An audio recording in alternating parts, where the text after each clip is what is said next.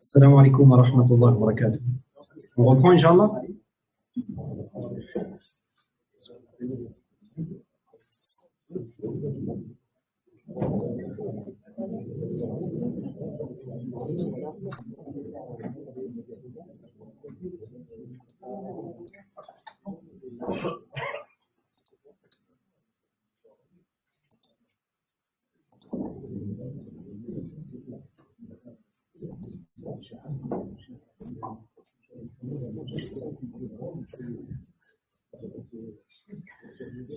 Bismillah, alhamdulillah, wassalatu wassalam ala rasulillahi wa ba'd.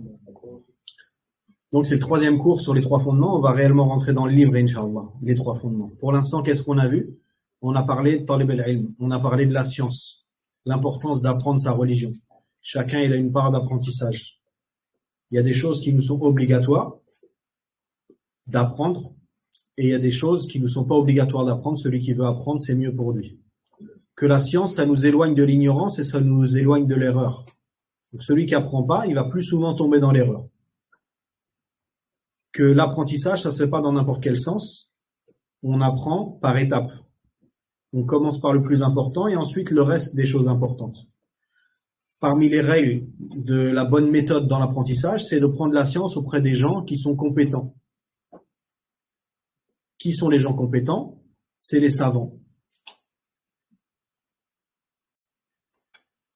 Et les prédicateurs qui sont connus pour être des gens compétents.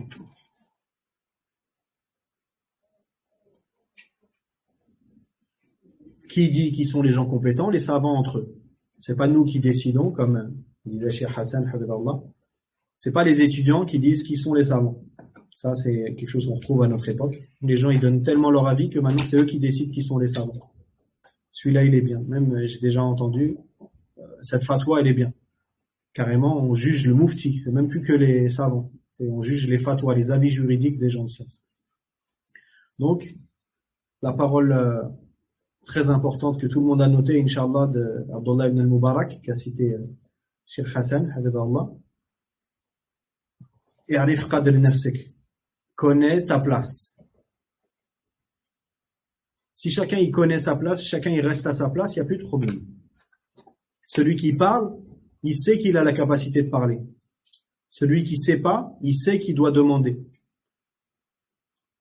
etc. Donc celui qui connaît sa place et qui agit en fonction de sa connaissance, il va aller vers la réussite. Parce qu'il sait qu'il y a des choses qu'il maîtrise, donc il ne va pas s'en occuper, il va œuvrer avec, et ce qu'il ne connaît pas, c'est ça qui va pousser. Ça, je ne connais pas, j'ignore cette science-là, donc je vais aller la chercher. Est-ce que je peux aller chercher tout seul dans les livres? Non, je connais ma place. Je sais que si j'étudie tout seul avec les livres, comme les savants ils disent, je vais plus m'égarer que me guider. Je vais plus être dans l'erreur que dans la bonne position. Donc, je vais aller apprendre auprès des savants.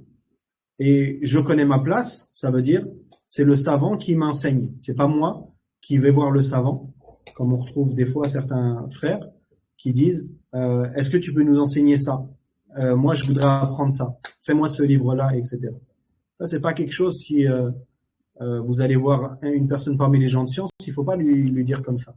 Vous voulez étudier auprès d'un savant. À notre époque, ça se passe plus comme ça, mais enfin, ça se passe moins comme ça. Mais normalement, quand les élèves de l'imam Ahmed, ils allaient voir l'imam Ahmed, ils lui disaient pas enseigne-nous tel livre, fais-nous telle chose, etc. Ça, c'est pas une chose qu'on aurait l'idée de faire pour le Coran, par exemple. Vous allez voir votre prof de Coran et vous lui dites moi, je voudrais commencer par Surat Al-Imran et en plus, après, je veux faire la deuxième partie d'Al-Isra et après, c'est pas vous qui décidez. C'est votre prof, il va vous dire on commence par Juzama ou alors on commence par Baqara, etc. Donc, de la même manière, la science, c'est pas nous qui décidons. Donc, celui qui connaît sa place, il sait que sa place, c'est étudiant. Je veux apprendre, enseignement. Et la responsabilité du shir, c'est de lui enseigner avec lui sa méthodologie. Donc, pareil, les questions, moi, je voudrais être malikite, je voudrais être shafiite, etc. D'abord, on va chercher son shir, et ensuite, c'est le shir qui va nous enseigner. Celui qui dit, comment je fais, moi, mon shir, c'est Shir al-Fawzan et je suis malikite. Mais pourquoi tu es malikite? Si ton shir, c'est Shir al-Fawzan et qu'il est hanbalite, tu es hanbalite. Et si tu es malikite, il faut que tu trouves un shir malikite. Et à notre époque, trouver un shir malakite, ça va être compliqué. Donc, on va vers les gens de science, on connaît notre place. Notre place, c'est je dois apprendre. C'est la personne qui va m'enseigner qui a les compétences. Moi, je vais juste chercher la science et c'est lui qui va me dire qu'est-ce que je dois apprendre, quel livre je dois faire, quel madhab, etc. Qu'est-ce que je dois mémoriser, qu'est-ce que je dois pas mémoriser, etc. Donc, tout ça, c'est compris dans la parole de Ibn al-Mubarak, qui est un savant ancien. Il est mort en 181, Abdullah ibn al-Mubarak. C'est 2 ans après l'imam Malik, qui est mort en 179. C'est pas un contemporain. Et plus les gens de science ils sont proches du prophète, alayhi salatu wassalam, plus c'est des gens qui, de manière générale, ont une science qui est forte. Le savant Ibn Rajab, al-Hanbali, il a écrit un livre dans ce sens-là, que les pieux prédécesseurs, ils ont plus de valeur que les savants qui sont venus après. Et avant cela, il y a le prophète alayhi salatu wassalam qui a dit la meilleure période ou le meilleur siècle, c'est le mien, puis celui qui est venu après, puis celui qui est venu après. Donc, si on a des savants qui sont anciens, ça va plus faire l'unanimité déjà, il y a moins de divergences, parce que les divergences qu'on va avoir à notre époque, ça va être surtout, toi t'écoutes tel shir, moi je l'écoute pas, il y a une mise en garde, etc. Mais les mises en garde sur l'imam Malik, ou sur Ibn Taymiyyah, ou sur Al-Hassan al-Basri, vous n'allez pas croiser des gens qui vont vous ramener ça. Et si vous voyez des gens qui vous ramènent une divergence sur est-ce que l'imam Malik il est salafi, vous pouvez fuir. Donc, on a vu l'importance de la méthodologie dans l'apprentissage, qu'on commence par les bases, les fondements, et que la base c'est quelque chose qui a énormément de découlé, énormément de choses qui sortent de cette connaissance. Et ensuite, on a vu le livre, on a vu l'auteur aussi, Mohammed ibn Abd al-Wahhab, qui est né en 1115 à Al-Uyayna et qui est mort en 1206 à Daraya, rahimahullah, qui a beaucoup de livres, les 3 fondements, les 4 règles, les annulatifs de l'islam, Mukhtasar Sira, Nawaqid de l'islam, les annulatifs de l'islam, Kitab Tawhid, Shurut Sarat, dans toutes les matières, mais principalement dans la croyance, résumé et accessible pour tout le monde. Et parmi ces livres-là, et parmi les premiers qui sont enseignés, les 3 fondements. Ce qu'on est en train de commencer, Inch'Allah. Et donc ce livre, les 3 fondements, il est résumé, il fait à peu près 10-12 pages. Il est résumé, ce qu'on n'a pas dit, c'est que c'est pas n'importe qui est capable de résumer. De la même manière que le fait de dire, il y a un fondement dans la religion, c'est cette chose-là, le fait de donner la définition d'une chose ou alors de dire on va parler de ce sujet-là en 1 page, c'est pas quelque chose de simple comme nous on pourrait s'imaginer a priori. Comme je disais, si on prend le livre de Shir ibn Baz, et d'ailleurs il était beaucoup critiqué là-dessus par les ennemis justement de Shir ibn Baz, sur la simplicité de ses cours. C'est tout ce qu'il dit, c'est quelque chose de simple, tout le monde connaît. Mais c'est ça la religion, c'est quelque chose qui est répandu, que tout le monde connaisse, parce que c'est ça les bases. Et lui, il ramenait beaucoup des choses de manière simplifiée chez Ibn Baz, rahimahullah, qui étaient accessibles à tout le monde. Et si les gens ils pratiquaient ces choses-là, on aurait beaucoup moins de problèmes dans notre communauté. Et le fait de venir avec quelque chose d'exceptionnel, d'extraordinaire, etc., nous, on aurait tendance de dire, ça c'est super. J'ai écouté un tel, il a ramené des choses que j'ai jamais entendues. Ça, c'est pas une valeur pour quelqu'un de sunna, d'entendre des choses qu'il n'a jamais entendues. J'ai entendu 12 explications des 3 fondements. Lui, il a ramené des choses, je les ai jamais entendues nulle part. C'est pas un bon signe, ça. Normalement, les 12 explications, elles se ressemblent. Après, le fait de faire 12 fois la même explication, la personne, peut-être, elle va se fatiguer. Elle a l'impression de refaire la même chose. Donc, les machaïrs, ils ont des formulations différentes. Certains, ils s'attardent plus sur tel point, sur tel point. Donc, c'est profitable d'écouter l'explication des 3 fondements de tel shir, puis de tel shir, puis de tel shir. Mais c'est pas, le contenu, c'est le même. Et ça, on va le voir pour les explications des 3 fondements, mais on va le voir également quand l'auteur des 3 fondements, il va citer une parole qu'il a pris d'un tel, qui lui l'a pris d'un tel, et pris d'un tel, etc. La sunna, c'est pas quelque chose de nouveau. Nous, on grandit un petit peu dans une civilisation comme ça. Désolé, je tourne un peu le dos depuis tout à l'heure. on a grandi un petit peu dans ce côté, on aime bien quand c'est nouveau, nouvelle version, mise à jour et tout ça. Mais l'islam, c'est l'inverse. Plus c'est ancien, plus c'est solide. Et tout ce qui est nouveau, il faut faire attention. Il n'y a pas un hadith nouveau qui va sortir. Donc, on se base sur les choses qui sont anciennes. Les choses qui sont nouvelles, qui sont profitables, c'est les nouveaux outils. Là, le fait d'avoir, avec Allah les récompenses, les frères, ils ont fait une installation, il y a le son et tout ça. C'est pas quelque chose qu'il y avait à l'époque, mais nous, ça nous facilite pour nous concentrer. Mais sinon, on revient aux choses qui sont les choses qui ont été dites avant. Et ça, on va retrouver ça, Inch'Allah, on en reparlera, que Mohammed ibn Abdel Wahhab, il n'est pas venu avec quelque chose de nouveau. Il a recité les paroles qu'il a lues dans ses livres. Donc, si vous avez quelqu'un qui vient et tout le monde dit, lui, il ramène des choses que j'ai jamais entendues, c'est valable si c'est quelqu'un qui a vraiment pas étudié et il trouve ça intéressant, comme par exemple quelqu'un qui avait l'habitude d'écouter n'importe qui, des gens qui racontent des histoires, et il s'est passé ça, il cite jamais de hadith, jamais de verset, et d'un coup il écoute un savant sur la sunna, qui ramène des preuves, qui dit Allah il a dit, le prophète sallallahu alayhi wa sallam il a dit, etc. Lui il va dire ah ça c'est magnifique, j'ai jamais entendu quelque chose comme ça aussi clair que ça, parce qu'il a jamais entendu. Mais quelqu'un qui a écouté l'explication des trois fondements par exemple 5, 6, 7 fois chez les savants de la sunna, et un autre il l'écoute et il y a plein de choses qu'il a jamais entendues, c'est pas quelque chose à la base qui est avec de la valeur, non, une chose qui revient. Et il n'y a pas de mal avec cette chose-là. Donc les trois fondements, un livre résumé dans la croyance qui parle des trois questions de la tombe. Les trois questions de la tombe, la connaissance, qui est ton Seigneur, quelle est ta religion et qui est ton prophète. Et on a dit que on a la question, on a la réponse. Ce qui nous intéresse maintenant, c'est qu'est-ce que ça veut dire et comment on va pouvoir œuvrer avec cela. Et c'est là que commence l'épître des trois fondements. Donc l'auteur, il commence son livre, rahimahullah, en disant Bismillahirrahmanirrahim.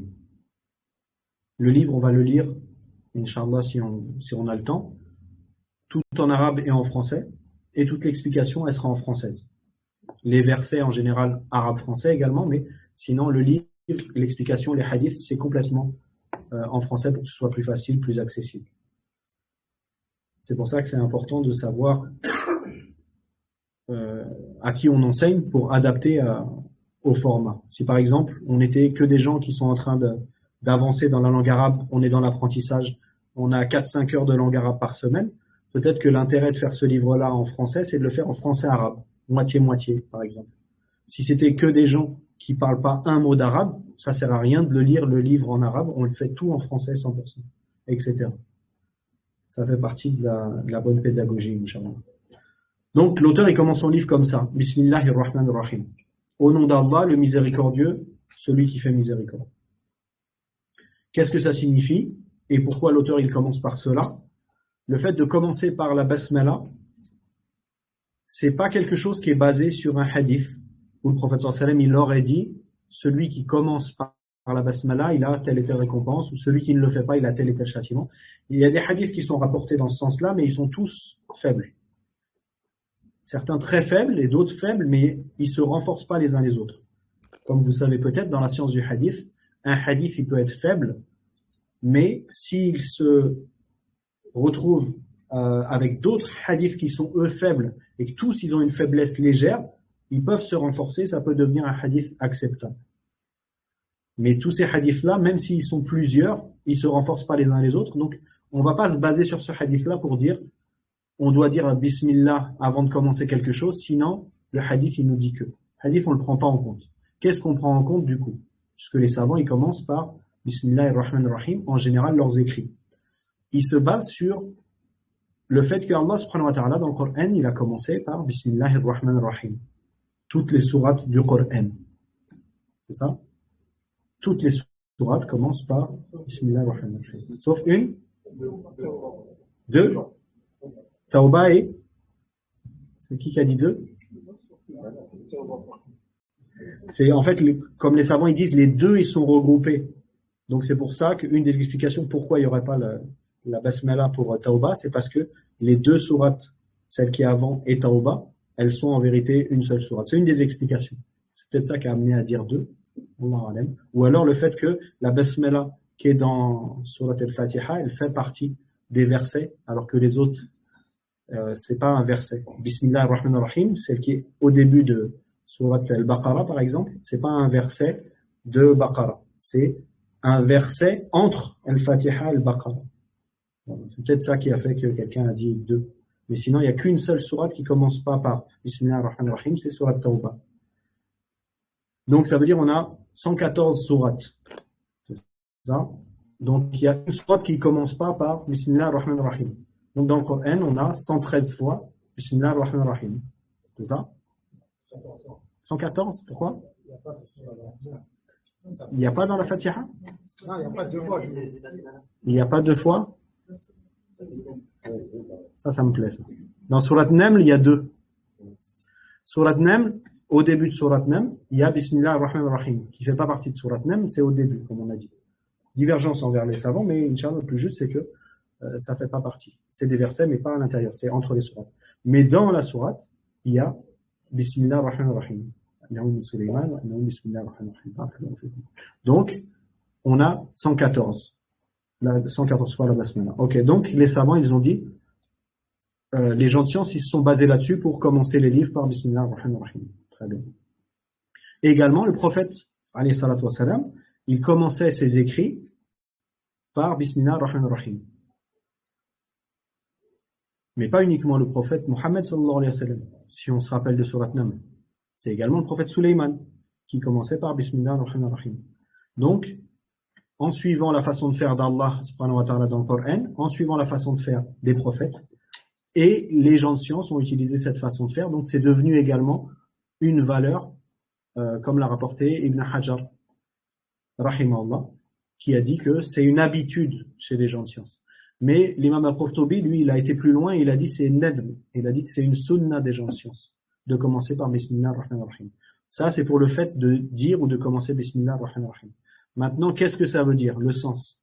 Bismillah au nom d'Allah. Ça fait partie des choses, en langue française, on ne peut pas réellement expliquer le fait que bil idefa ya'um, le fait que Bismillah, en vérité, ça veut dire au nom d'Allah au pluriel, alors que c'est au singulier. Ça, vous verrez ça en arabe, Inch'Allah, ceux qui savent, ils savent. Donc, il y a des choses qui ne s'apprennent pas en langue française. C'est le point que je voulais appuyer ici. Il y a des choses, il faut passer à la langue arabe. Pour des règles de compréhension de certains versets, il faut la langue arabe. Et c'est des notions qui n'existent pas en français. Si on dit ça, c'est majzoum, comment on le traduit en français, majzoum? Ça va être compliqué. Je crois qu'il y en a, ils traduisent des fois avec des mots, c'est un peu... Mais le mot français, il est peut-être même moins connu que le mot en arabe. Donc, il y a des choses, ça ne se traduit pas. Il faut connaître la langue arabe. Donc, parmi la méthodologie de l'étudiant, c'est d'apprendre la langue arabe. Bismillah ar-Rahman ar-Rahim. Donc, au nom d'Allah, ce qui est voulu, c'est au nom d'Allah, je commence, quand c'est pour l'écriture d'un livre, mais si c'est avant de manger, c'est au nom d'Allah, je mange. Ar-Rahman ar-Rahim. Ar-Rahman ar-Rahim, c'est deux noms d'Allah. Souvent, c'est traduit par le tout miséricordieux, le très miséricordieux. Moi, je n'ai pas de problème avec cette traduction-là, mais je trouve que c'est plus compréhensible de dire Ar-Rahman, le miséricordieux, et Ar-Rahim, celui qui fait miséricorde. Parce que Ar-Rahman, ça a la notion de celui qui a la miséricorde vaste. C'est-à-dire, c'est lié à l'attribut d'Allah qu'il est par essence miséricordieux, avec les croyants et avec les incroyants. Il a une miséricorde qui fait partie de ses attributs. Il est miséricordieux avec toutes les créatures. Donc, le miséricordieux. Ar-Rahim, celui qui fait miséricorde, parce que c'est lié au fait que Allah subhanahu wa ta'ala, il va donner une miséricorde supplémentaire aux croyants. Il va être miséricordieux, mais cette fois-ci que pour les croyants. Donc, c'est lié à l'acte d'Allah de donner la miséricorde aux croyants. Donc, Ar-Rahman, c'est lié au fait que dans son essence, Allah est miséricordieux, le miséricordieux. Ar-Rahim, celui qui fait miséricorde, c'est lié à l'acte. Donc je trouve que c'est plus facile de comprendre l'essence. Mais sinon, le tout miséricordieux, le très miséricordieux, on comprend aussi. Donc, la miséricorde d'Allah, c'est quelque chose qu'on a besoin. Donc quand on commence un écrit, Bismillah ar-Rahman ar-Rahim, il y a un intérêt de demander à Allah, et avec ces noms qui sont liés à la miséricorde, parce que sans la miséricorde d'Allah, on n'aura pas accès à la réussite. On n'aura pas accès à la validité de nos actes. c'est à travers la miséricorde d'Allah. Nous, de nous-mêmes, on ne peut pas avoir accès à quoi que ce soit si Allah ne l'a pas voulu. Et si Allah il le veut, c'est par miséricorde pour nous. Donc c'est pour ça qu'on dit ça. Et ensuite, les savants ils disent, ce qui est recherché à travers le fait de dire Bismillah ar-Rahman ar-Rahim, c'est de rechercher d'Allah al-aoun ou al-baraka. De rechercher l'aide d'Allah, comme on a dit, parce que sinon on n'a accès à rien. C'est le sens de, dans Surat al-Fatiha, Iyyaka na'budu wa iyyaka nasta'in. C'est toi seul que nous adorons et c'est de toi seul que nous cherchons l'aide. On cherche l'aide à travers les adorations parce que sinon, si on n'a pas l'aide d'Allah, on n'a pas accès aux adorations. On ne peut rien faire sans l'aide d'Allah. Donc on demande à Allah de nous faciliter les œuvres. C'est pas de nous-mêmes qu'on arrive à faire des choses. On demande à Allah et Allah il nous facilite et ensuite on fait nos œuvres. Donc l'être humain il a quand même une volonté, mais c'est Allah qui va créer les œuvres de l'être humain. Donc l'aide et la baraka. La bénédiction. Qu'est-ce que c'est la bénédiction? Kathratul khayr. Le fait d'avoir beaucoup de bienfaits et que ces bienfaits, ils persistent et ils nous soient profitables. Qu'est-ce que c'est les bienfaits? Qu'est-ce que c'est la baraka? La baraka, c'est le pouvoir faire le bien. D'avoir des œuvres qui sont valides. D'être profitables pour les autres autour de nous. C'est ça la baraka. Pas comme certains, ils l'interprètent que telle personne, il a la baraka en lui si on le touche, si on touche sa tombe, si on va frotter des choses sur la Kaaba, etc. Ça, c'est des mauvaises croyances. La baraka, c'est la personne, elle va être profitable pour lui et pour les autres. Donc, c'est ce qui est compris dans Bismillahir-Rahmanir-Rahim. Et ensuite, l'auteur, donc, il commence, après avoir dit cela, et la majorité de ses livres, ils commencent par la basmala, si c'est pas tous ses écrits. Donc, les savants, de manière générale, ils utilisent la basmala, et l'auteur, Mohammed ibn Abd al-Wahhab, que ce soit dans Kitab Tawhid ou les 4 règles, etc., il dit la basmala. Donc, l'auteur, il dit, رحمه الله اعلم رحمك الله أنه يجب علينا تعلم 4 مسائل الأولى العلم وهو معرفة الله ومعرفة نبيه صلى الله عليه وسلم ومعرفة دين الإسلام بالأدلة الثانية العمل به الثالثة الدعوة إليه والرابعة الصبر على الأذى فيه والدليل قوله تعالى بسم الله الرحمن الرحيم والعصر إن الإنسان لفي خسر إلا الذين آمنوا وعملوا الصالحات وتواصوا بالحق وتواصوا بالصبر. Je vous rappelle, hein, si vous voyez que je fais une erreur dans un verset, n'hésitez pas à me reprendre. Pas sur du tajwid, forcément, ou des choses que j'aurais dû séparer des versets, mais vraiment une erreur exactement après. Donc en français, sache qu'Allah te fasse miséricorde, qu'il nous est obligatoire d'apprendre 4 points essentiels. Le premier, la science, qui est la connaissance d'Allah, de son prophète et de l'islam avec preuve. Le deuxième, sa mise en pratique. Le troisième, l'appel à celle-ci. Le quatrième, la patience face aux préjudices qui en résulteront. La preuve est la parole d'Allah, au nom d'Allah le miséricordieux, celui qui fait miséricorde. Ici, si vous lisez, vous voyez que j'ai écrit la preuve est la parole d'Allah et ensuite j'écris en français. C'est par facilité pour l'écrit, mais il y en a certains qui ont retrouvé ça étrange, je pense. Ils ont raison. On ne dit pas Allah il a dit, on parle en français derrière. La parole d'Allah, c'est en arabe. D'accord? Donc, celui qui, si par exemple moi je lis là, par le temps, l'homme ne cesse de perdre sa personne, c'est pas le Coran. C'est la traduction des sens des versets du Coran. Et encore une fois, celui qui fait pas l'effort de la langue arabe, et qui lit jamais le Coran, donc en arabe, qu'il sache qu'il n'a jamais lu le Coran du tout. Celui qui lit le sens des versets en français, à Ramadan, sûrement tout le monde a fait ça, c'est une bonne chose, mais c'est pas le Coran. Celui qui lit le Coran, c'est celui qui lit le Coran en arabe. En français, on n'appelle pas ça le Coran. Vous remarquez d'ailleurs sur les titres des livres, ça fait presque toute la page, sens des traductions approximatives. C'est pas le Coran. C'est important de savoir aussi que la langue arabe, ça nous donne accès à ça, à ces récompenses-là. Allah subhanahu wa ta'ala, il nous demande de méditer sur les versets du Coran. Sachant qu'en français, c'est pas les versets du Coran, et que nous, on comprend pas l'arabe, comment on va faire pour méditer?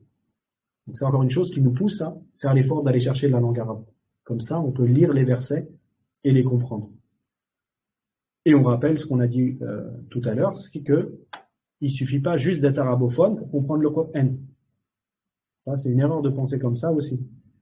C'est une erreur de penser, comme on verra si un jour on fait les 6 fondements, que le Coran il est inaccessible et qu'il nous faut obligatoirement quelqu'un pour nous l'expliquer, parce qu'Allah il nous demande de méditer sur les versets. Et comme Allah il dit dans le début de Surat Al-Imran, il y a dans le sens des versets, qu'il y a des versets qui sont la base du livre, compréhensibles par tout le monde. Et il y a des versets qui sont à équivoque, qui peuvent être compris d'une manière ou d'une autre. Donc ça, c'est quelque chose qui existe, qu'il y a certains versets qui sont accessibles à tout le monde. Lam yalid wa lam yulad, on n'a pas besoin d'explication sur qu'est-ce que ça veut dire. Les savants du tafsir, quand ils expliquent il n'a pas engendré, il n'a pas été engendré, ils expliquent les conséquences de ce que ça signifie. Mais le terme, il est compréhensible pour tout le monde. Allah, il n'a pas d'enfant, et Allah, il n'a pas été engendré. Ce n'est pas l'enfant de quelqu'un d'autre. C'est pas quelque chose qui nécessite une explication des termes. Tout le monde les comprend. Mais les explications qui viennent, c'est pour expliquer les conséquences, les choses qu'on peut ajouter parce que les savants, ils ont une compréhension qui nous dépasse par définition, puisque c'est leur rôle de savant. Donc, ils vont nous expliquer des choses que nous, on n'aurait pas compris sans eux. Mais il y a des choses que nous, on comprend de nous-mêmes. C'est ce qui est voulu par le sens qu'il y a des ayats muhkama, des versets qui sont avec un sens que tout le monde peut comprendre. Donc, lire le Coran et comprendre l'essence, méditer dessus, c'est quelque chose qui est accessible à tout le monde. Mais tirer des règles du Coran, ça, c'est que les savants. Il y a une différence entre méditer sur les versets et tirer des règles des versets. Qu'est-ce qui nous a amené là?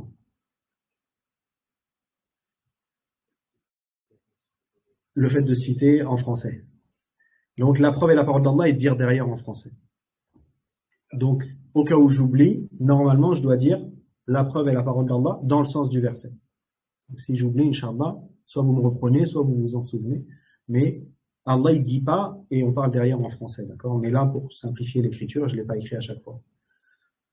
Donc, la preuve est la parole d'Allah. Au nom d'Allah, le miséricordieux, celui qui fait miséricorde, donc dans le sens des versets. Par le temps, l'homme ne cesse de perdre sa personne et son existence, sauf ceux qui croient, accomplissent les œuvres pieuses et s'enjoignent la vérité et la patience.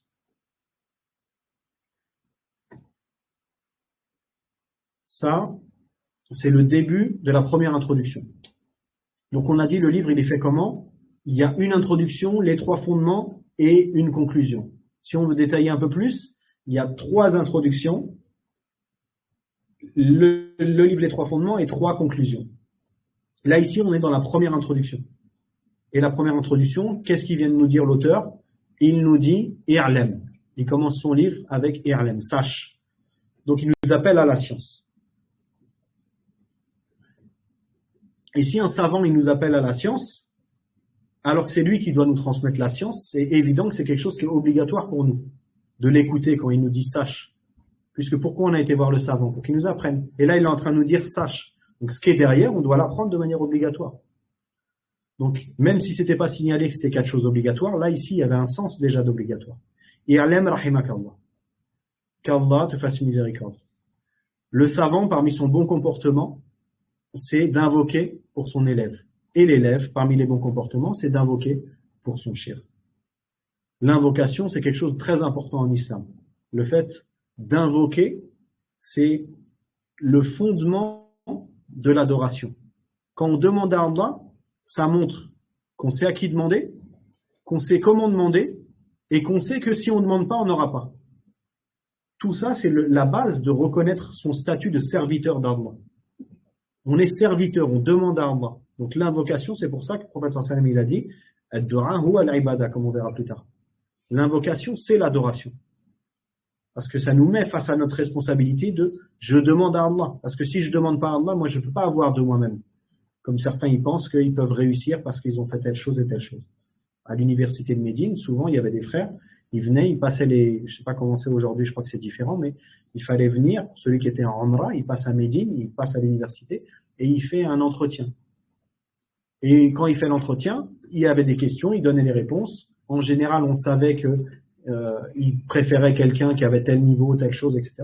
Et des fois, il y avait des frères, ils n'étaient pas contents parce qu'ils disaient « je comprends pas, j'ai tout répondu bien aux questions, je représente ce qu'ils ont besoin, j'ai tel âge, je suis pas marié, j'ai truc, pourquoi ils m'ont pas pris, etc. » Ça, c'est un exemple de la personne qui n'a pas compris la sagesse de « c'est Allah qui décide ». Il suffit pas de faire les causes. Et ça, on verra ça quand on parlera du tawakkul, mais le fait de s'en remettre à Allah, C'est-à-dire, c'est Allah qui va faire que la chose elle se passe ou non. Mais je fais les causes. Les causes, ça reste des causes. C'est pas parce que j'ai fait que je vais obtenir. J'ai fait toutes mes prières, donc je vais aller au paradis. C'est sûr, Allah, il peut pas me... D'accord? Ça marche pas comme ça. On fait les causes. Et on s'en remet à Allah. Ni on délaisse l'un, ni on délaisse l'autre. Celui qui délaisse les causes, les savants, ils disent, il a un manque dans sa religion et dans sa raison. Celui qui veut des enfants qui se marient pas. Est-ce qu'on peut dire qu'il est raisonnable? Donc, on fait les causes. Celui qui délaisse les causes, il a un problème. Mais celui qui délaisse le fait de s'en remettre à Allah, il a un problème aussi. Parce qu'il pense que c'est les causes. Ça peut même être de la mécréance. S'il pense que les choses, elles vont lui arriver parce que c'est lui qui a décidé, c'est lui qui est à l'origine de la cause. Et ça va être de la mécréance. Donc, l'invocation, c'est quelque chose de très important et l'auteur, il va l'utiliser plusieurs fois dans ce livre et dans d'autres livres. Et Alem, donc, il nous appelle à la science. Il nous interpelle. Rahimakallah, qu'Allah te fasse miséricorde. Si on détaille le livre comme ça, entre parenthèses, on va jamais le finir. Là, c'est juste comme on débute. Je vais un petit peu détailler, Inch'Allah. Mais il nous reste, après ce cours-là, demain 3 cours, Inch'Allah. Donc, on va avancer un peu plus vite. Mais là, au début, c'est important de bien mettre les fondements et d'essayer de mettre en avant que l'auteur, c'est pas pour rien que ce livre-là, il est étudié pratiquement par tous les savants. Avant même de rentrer dans son propos, il nous donne 3 enseignements prophétiques, au minimum 3, parce qu'il y a encore 2 choses qu'on pourrait détailler, mais 3 enseignements prophétiques sur la façon de transmettre la science. Et c'est ce qui s'appelle al-ulama ar-rabbaniyoun, les savants éducateurs. C'est ceux qui donnent de l'importance. On a dit tout à l'heure, la définition, c'est celui qui commence par les choses les plus importantes et ensuite le reste. C'est également celui qui va donner de l'importance à l'outil de transmission. Comment il va transmettre. Et l'exemple en cela, c'est pas les psychologues ou les coachs qu'on retrouve sur Internet et tout ça. Nous, on a tout pour l'éducation de nos enfants, pour l'éducation de notre communauté, on a tout dans l'islam. On n'a pas besoin d'aller chercher ailleurs. Le prophète, alayhi salatu wassalam, c'était le meilleur des éducateurs, des enseignants, des professeurs. Il avait la meilleure sagesse. Il savait comment transmettre, il savait comment communiquer, donner une information. Donc tout ça, on va retrouver dans la façon de faire du prophète, alayhi salatu wassalam. On va peut-être un petit peu détailler là-dessus au début, mais après on va passer dessus. Mais sachez que les paroles des gens de science, elles sont pleines de la façon de faire du prophète alayhi salatu wassalam. Ils ont tellement passé leur vie dans les livres, dans les hadiths, dans les versets du Coran, qu'ils sont imprégnés de cette façon de faire du prophète alayhi salatu wassalam. Donc il nous dit ici, sache, il nous interpelle, donc c'est une première chose. C'est-à-dire que si nous, on veut parler à quelqu'un, qu'on veut attirer son attention, on peut utiliser cette façon de faire.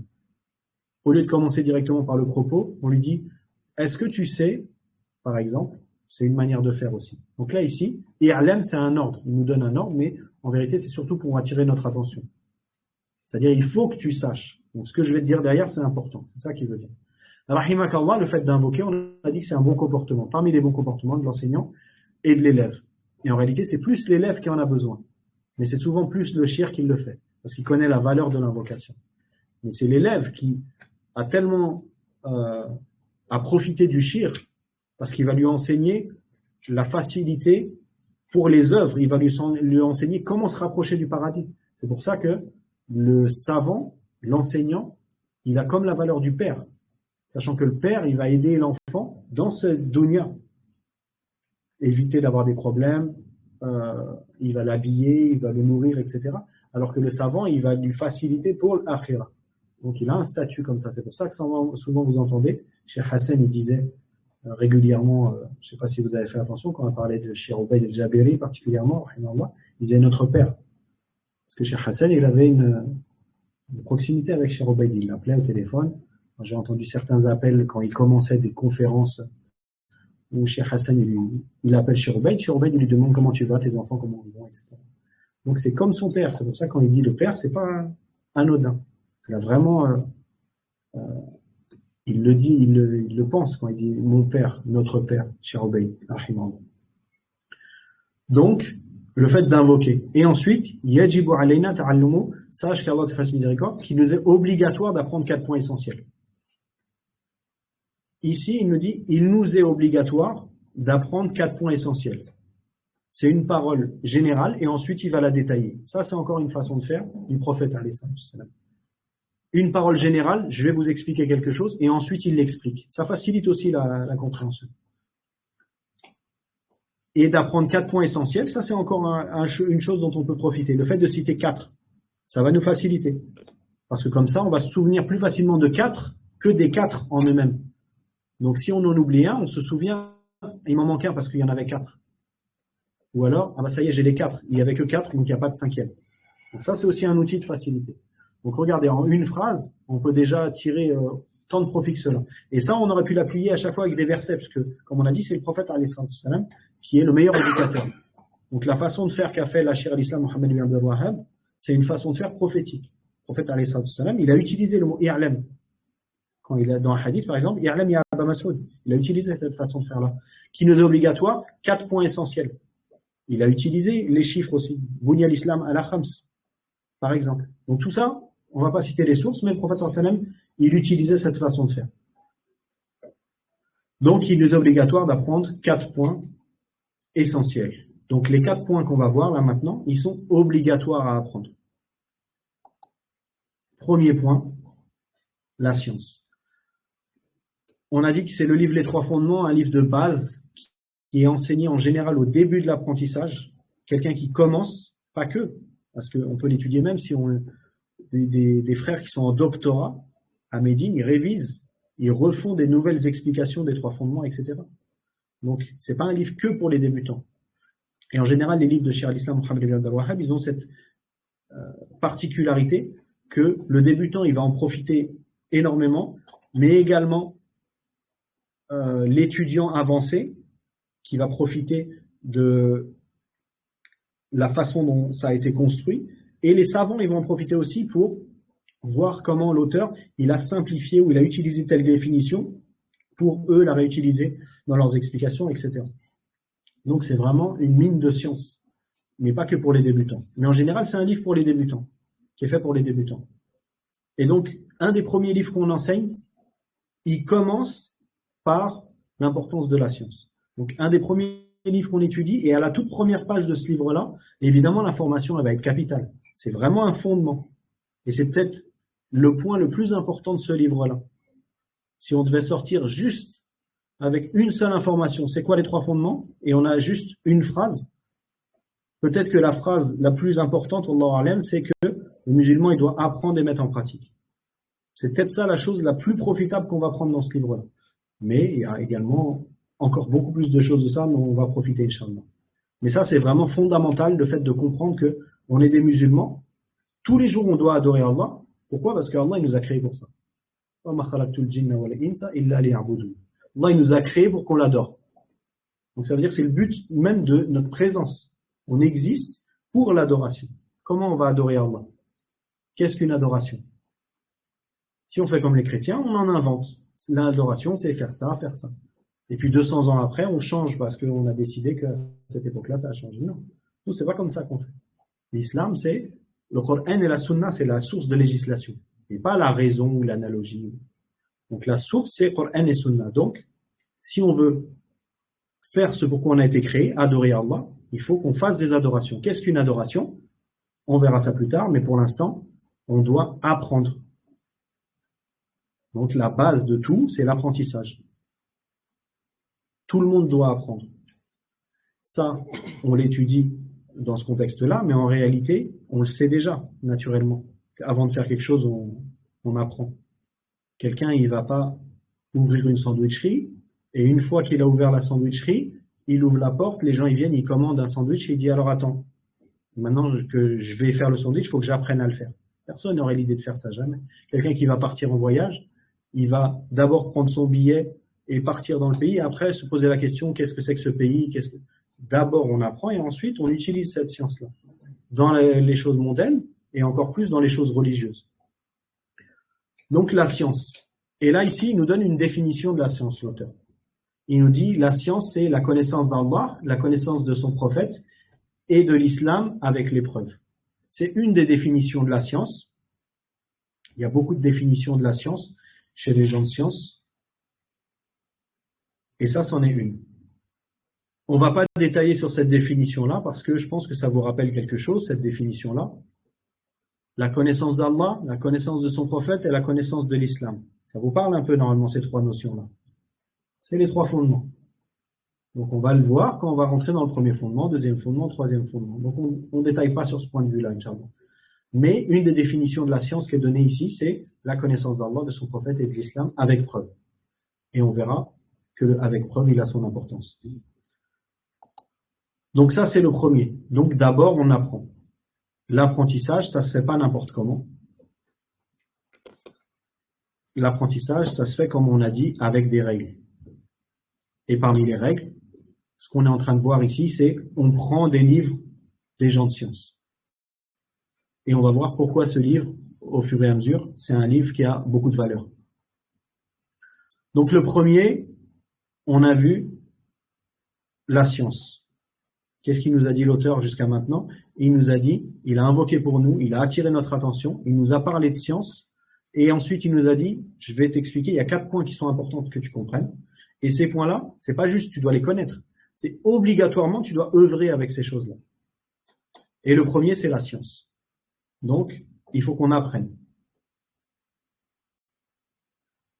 Qu'est-ce qu'on va apprendre, dans quel domaine, etc. Pour l'instant, c'est général.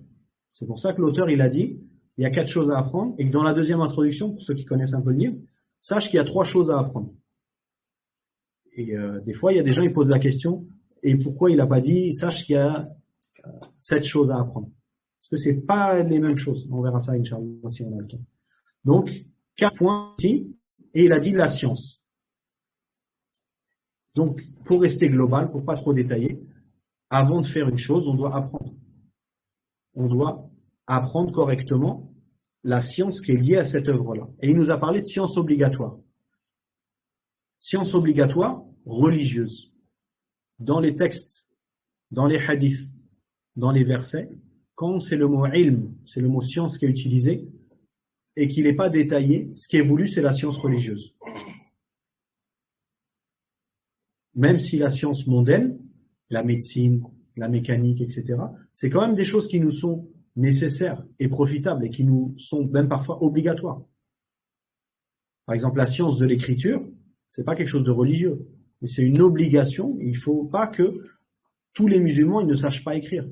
Sinon, on ne pourra plus propager la science, justement. Donc, il y a des choses mondaines qui vont être obligatoires.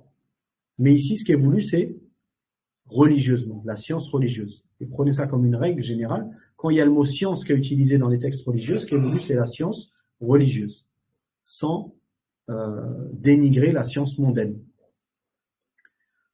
Donc, l'auteur, il nous dit, il y a 4 choses. Et la première, c'est la science. La deuxième, c'est al-amalu bihi, sa mise en pratique. C'est-à-dire la mise en pratique de la science. On a un lien entre les deux. C'est pas 4 points isolés. C'est des choses qui s'enchaînent. Et il les donne dans l'ordre. Le premier, c'est la science. Et le deuxième, c'est la mise en pratique. Si on arrêtait le livre là, et qu'on rentre chez nous et qu'on met ça en pratique, on a tout gagné. On pourrait s'arrêter là. Et si on va tous mettre ça en pratique, on a tous gagné. On apprend, on met en pratique. On apprend, on met en pratique. Et c'est pour ça qu'on a été créé. Pour adorer Allah, subhanahu wa ta'ala.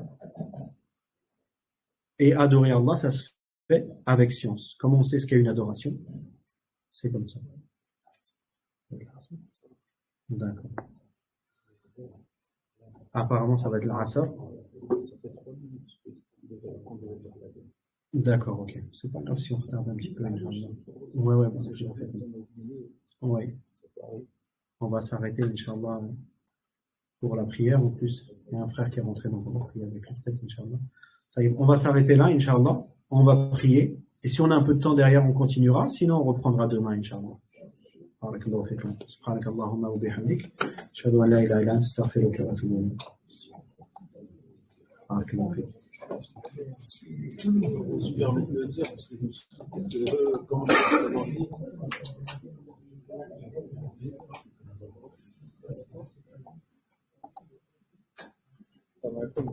va. Salam. Excusez-moi, en fait, je voulais juste te demander, est-ce que ça te dérange?